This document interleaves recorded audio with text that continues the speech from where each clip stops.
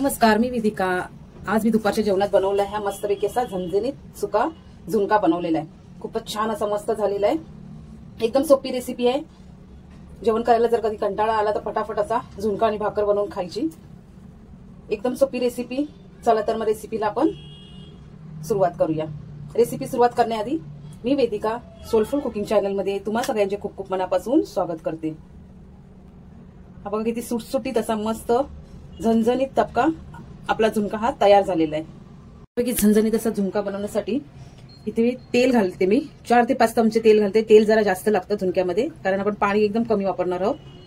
तर हे 4 ते 5 चमचे तेल चांगलं गरम झालं की त्यामध्ये टाकायचे आपल्याला कांदा। एकदम मी कांदा बारीक चिरून घेतलेला आहे। हे मोठे 2 कांदे आहेत। त्यानंतर हिरव्या मिरचीचा ठेचा घेतलेला आहे मी। ठेचा म्हणजे 2 हिरव्या मिरच्या, 4 लसणीच्या पाकळ्या आणि थोडासा आल्याचा तुकडा, कढीपत्ता लागणार आहे, कोथिंबीर लागणार आहे आपल्याला, राई, जिरं, हळद, तिखटला लागणार आहे। मी काश्मीरी रेड चिली पावडर घालणार आहे। आणि जर 2 कांदे असतील तर 1 वाटी एवढं आपल्याला बेसन घालायचंय। वाटी कोणती पण तुमची घरातली असेल ती चालेल। आता तेल जास्त छान तापलं। हे मी भिड्याच्या तव्यावर करते झुणका, मस्त होतं असं भिड्याच्या तव्यावर। इथे मी पहिलं टाकणार आहे राई। राई चांगली तडतडली, काही जण टाकतात हा, काही जण नाही टाकत। राई, जिरं, त्यानंतर हिंग टाकते। त्यानंतर कांदा टाकायचा आपल्याला। मी आता तेल जरा जास्तच घेतलेला हा, कारण तेलामध्येच आपल्याला हा करायचा आहे, छान एकदम मस्त होतो। त्यासाठी कांदा चांगला ना लाल होईपर्यंत परतवून घ्यायचंय व्यवस्थित असा,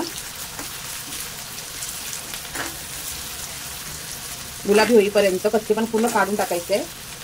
यामध्येच ना मी टाकते ठेचा आणि कढीपत्ता पण। छान आपल्याला ना परतवून घ्यायचंय गुलाबी होईपर्यंत।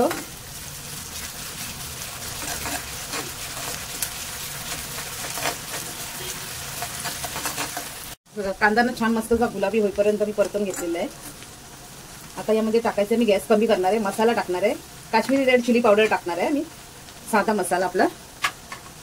आता मिरच्या पण मी टाकलेल्या आहेत, त्यानुसार आपल्याला टाकायचा आहे। हा मसाला काही तिखट नसतो, पण एक रंग येण्यासाठी आणि छान एक चव येण्यासाठी म्हणून टाकते। जर तुम्हाला नुसता मिरच्याचा करायचा असेल तरी पण चालेल, मिरचीचा, हिरव्या मिरचीचा। मी आपलं टाकलंय थोडं, तर मस्त असं झणझणीत असं व्हायला पाहिजे। त्यानंतर थोडीशी हळद आणि मीठ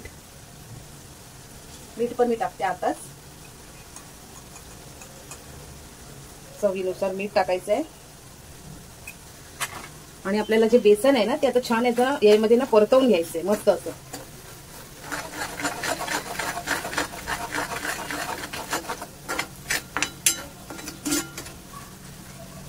थोडं थोडं घालायचंय मग बेसन,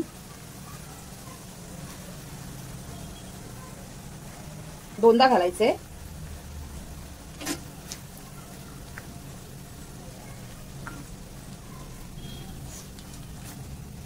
छान असं भाजून घ्यायचंय। आता भरपूर असे कमेंट येतील की बापरे एवढा झुणक्याला एवढं तेल, पण हे तेल आहे ना राहत नाही, ते पूर्णपणे ना शोषून घेतलं जातं याला। बघा मी 1 वाटी एवढं, आणि झुणक्यामध्ये तेल असेल ना जास्त तरच छान असं मस्त चविष्ट होतो। थोडंसं पकडीने पकडते आणि व्यवस्थित असं छान भाजून घ्यायचं आपल्याला बेसन, परतवून व्यवस्थित। असं छान असं ना भाजून झालं की त्यामध्ये ना पाणी टाकायचंय। थोडंसं अगदी मी पाणी टाकणार आहे, जास्त पाण्याचा वापर नाही करणार आहे।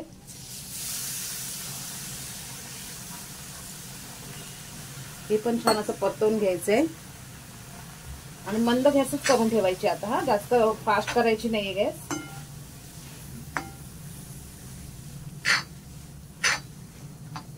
एकजीव करून घ्यायचंय छान असं मिश्रण हे मस्त, आणि आता शिजायला द्यायचंय। एक असं बेसन शिजायला पाहिजे ना, नाही तर पोटाला त्रास होऊ शकतो।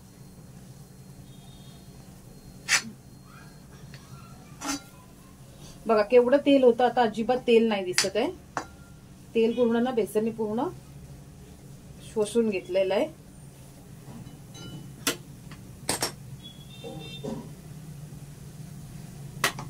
थोडस मी पाणी टाकणार आहे. ताटली ठेवायची एक, ताटलीवरती पाणी टाकायचंय आणि 10 मिनिटं ना मंद गॅस करून वाफ काढून घ्यायची आहे. आता पाणी टाकायचं नाही झुणक्यामध्ये त्या. ठीक आहे, आता बघूया. हा 10 मिनिटं झालीत, कसा झालाय तो.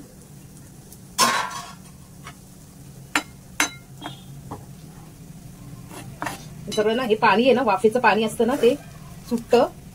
हा बघा किती मस्त असं त्याच्यामध्ये शिजून येतो. हा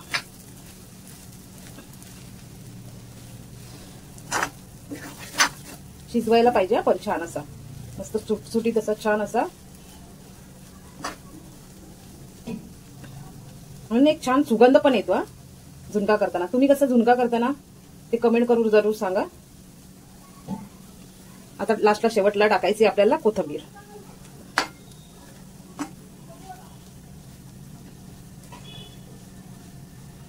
आपला झुणका तयार झालेला आहे, शिजलेला आहे मस्त असा. काढून घेते मी आणि कोथिंबीर वरून टाकणार आहे. थोडीशी आता टाकते कोथिंबीर पण लागते त्याला भरपूर. आता माझ्याकडे थोडीशीच होती. कोथिंबीर पण भरपूर प्रमाणामध्ये लागते यामध्ये. झुणक्यामध्ये छान एक चव येते. जेवढी होती तेवढी मी टाकते. बाहेर पडली ती पण.